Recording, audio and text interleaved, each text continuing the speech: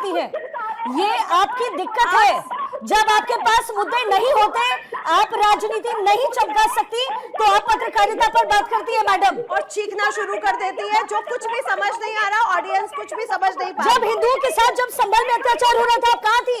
सरकार आपकी थी उस समय, कहां थी आप? जब कार सेवकों पर गोली चलाई गई, आप कहां थे मैडम? चीखने से पूजा जी कुछ नहीं होगा, क्योंकि आप क्या बोल रही हैं ये किसी को समझ में नहीं आ रहा। आप सिर्फ और सिर्फ चिल्ला रही हैं। चिल्लाने से कुछ नहीं होने वाला। चलिए उनको चिल्ला लेने दीजिए। अगर आप चिल्ला, चलिए ठीक है।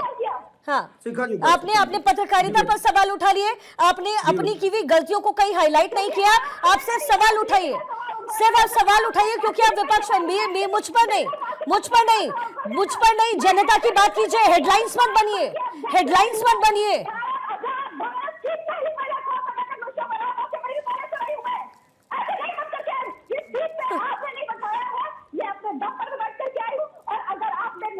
हाँ, और इसी दम पर सारी बातें हो रही हैं। हम जनता की बात कर रहे हैं, पार्टी की, किसी पॉलिटिकल पार्टी की बात नहीं कर रहे हैं।